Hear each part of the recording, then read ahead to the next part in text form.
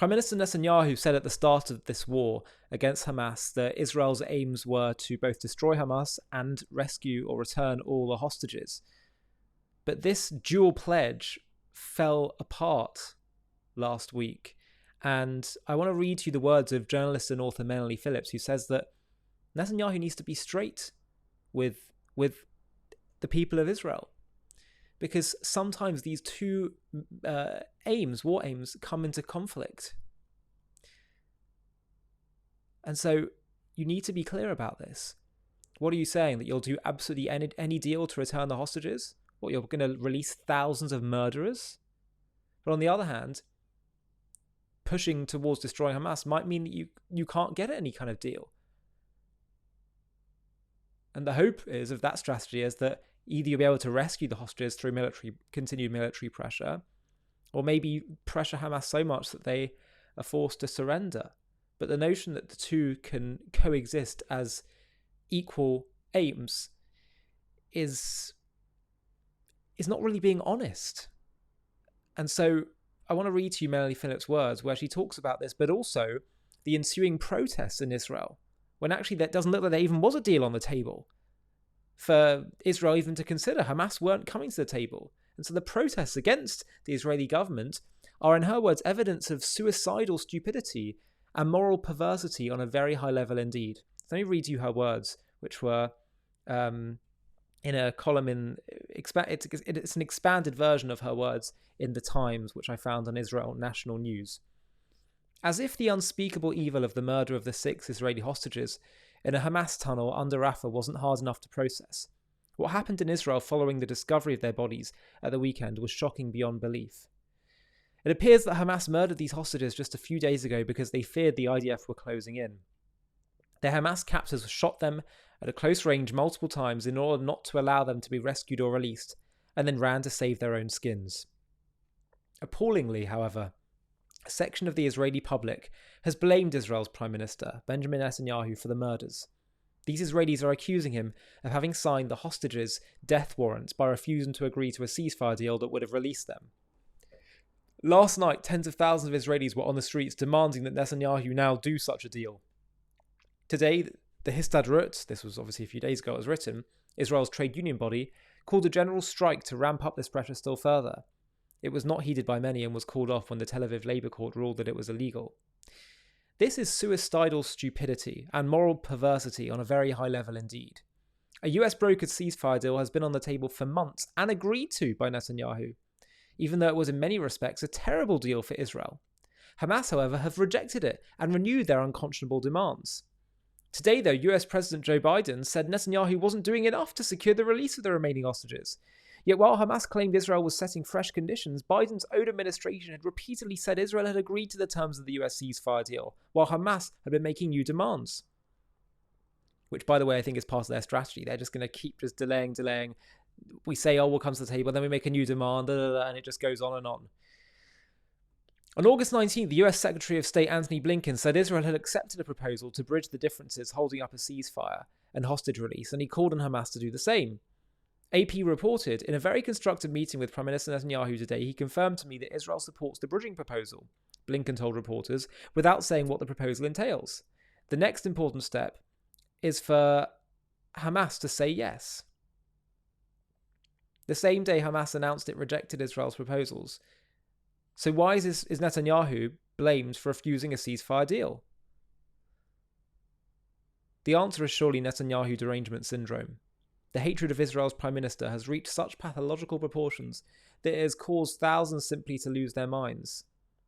As for Biden, this volte-face seems to be a malevolent attempt to use the Israeli horror and the ensuing protests over these last hostage murders to ramp up even further the pressure on Netanyahu to surrender to Hamas.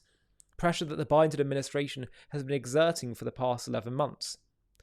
Hamas says it will only agree to a ceasefire deal if Israel leaves the Philadelphia corridor, the strip of land on the Gaza-Egypt border beneath which Hamas has smuggled in vast amounts of weapons and equipment. Leave Rafah, where the IDF is currently grinding down the remaining Hamas battalions, stop the war, and guarantee not to kill Sinwar. In other words, its ceasefire conditions are victory for Hamas and Israel's surrender. That's what ceasefire now means. That's what the Israeli demonstrators are in effect demanding. That's what the Biden administration, everyone calling for ceasefire now, have been pressing for. Netanyahu's critics claim that he is motivated solely by venal political considerations. What planet are they on? Those who think that he's prolonging the war to stay in power ignore the fact that most Israelis want the war to continue until victory. By the way, if he could get a swift victory, that would be good for his political position. Right from the start of this crisis, after the October 7th pogrom, Israelis said that Israel should never again merely inflict a painful blow against Hamas, only for it to regroup. This time it had to be totally defeated, which it will be as a military force in the foreseeable future.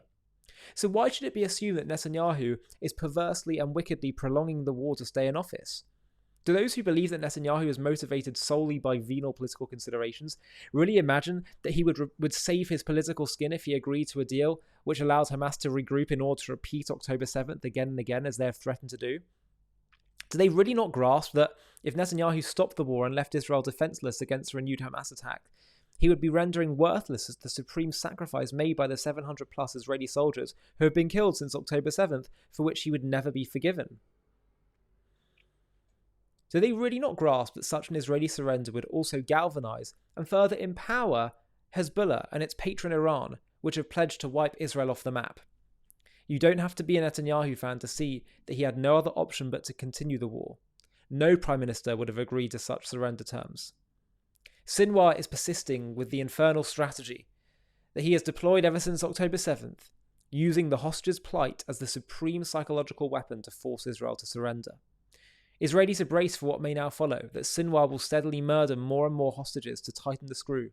The more horror and outrage he provokes among the Israeli public, the more pressure will be exerted upon Netanyahu to surrender. Given their unthinkable 11th-month ordeal, no one should criticise the hostage families who are supporting this ceasefire campaign. However, other hostage families are urging the government to continue to victory.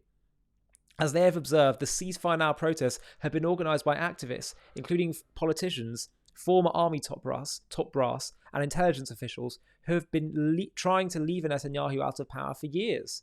And now they are weaponising the hostages' plight to do so. Monstrous as this campaign against Netanyahu is, however, there's a truth he hasn't had the guts to acknowledge. He has consistently set out two simultaneous war aims, to return the hostages and to defeat Hamas. But these aims were always in potential conflict with each other. From the start, Hamas used the hostages as leverage for victory. If the terrorists were trapped or losing the war, the hostages would no longer be useful, and so Hamas would kill them. The only reason Hamas agreed to the week-long ceasefire last November, which saw 105 hostages released, was that the paramilitary force needed time to regroup and re-equip itself. So unless the IDF could rescue the remaining hostages, they were always, tragically, likely to be murdered. The IDF has clearly been desperately trying to reach these captives in order to free them. It has either been unable to find them in the miles of underground tunnels, or has been unable to mount a rescue that doesn't get them killed.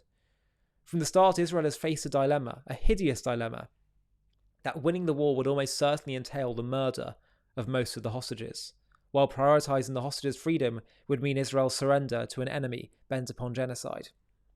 As it was, America's unrelenting insistence on a hostage deal put Israel under continuous pressure to surrender. Netanyahu has resisted that pressure, as a result of which Israel is winning the war in Gaza. However, he made a bad mistake. He never told the public the truth that his two war aims were in potential conflict with each other. He never told them that while he would do everything to save the hostages, that wouldn't further imperil the country. He could not sacrifice the country in order to save them.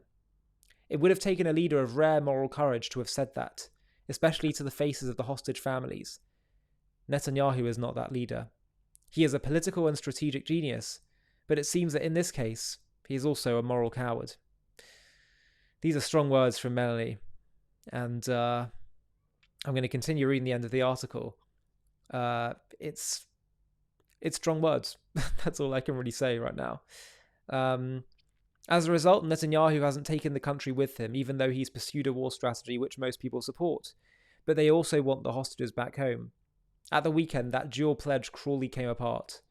The Biden administration's expressions of sorrow over the murder of the 6 hostages, who included an American citizen, Hersh Goldberg-Polin, are the rankest hypocrisy. America could have stopped this war on day one. It could have told Hamas's patron and sponsor, Qatar, that unless all the hostages were released unharmed within 24 hours, it would take action against it, such as shutting down the US CENTCOM base there. As Yigal Karmon of Memory has remarked, without this base's presence in the country, Qatar would disappear within less than a week. Its neighbours would eat it up. But the US didn't do anything of the kind. Instead, it constantly pressured Israel to agree to a ceasefire deal, with the result, just as Hamas intended, that the war was spun out. Momentum was lost. The world piled more and more pressure on Israel to stop the war. Hamas dug in its heels, and more hostages were murdered. The bodies of the 6 captives were found in a tunnel below Rafah. Yet for 3 months, the Biden-Harris administration forbade Israel to go into Rafah by blackmailing it with the threat of withholding crucial weapon supplies. The American pressure on Israel has greatly reinforced the Hamas strategy of using the hostages' plight to force Israel to surrender. And the ceasefire now mob in Israel are also doing Hamas's filthy work for it.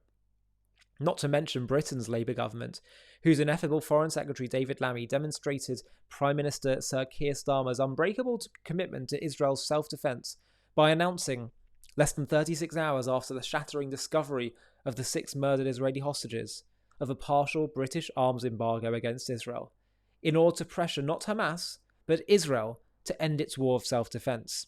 Another victory for the forces of evil. For shame. As Netanyahu made clear, however, in his uncompromising and rather wonderful address to the media this evening, Israel has no option but to press on until victory.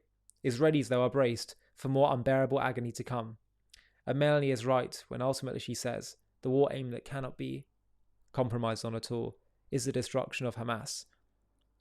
If you can't ensure you're going to have peace in the future, and instead do things that will only sow the seeds for future conflict, you've failed, morally, militarily. The objective has to be ensuring long-term peace and security for your people. Hi, thank you so much for watching. To watch another one, click here. To stay up to date with all our content, click here to subscribe. And if you're able to, you can help support JTV to grow and grow by clicking join below this video, where you can become a member and get perks including early access to videos and private live discussions with me. But most of all, you'll be partnering with us on our mission to change the world.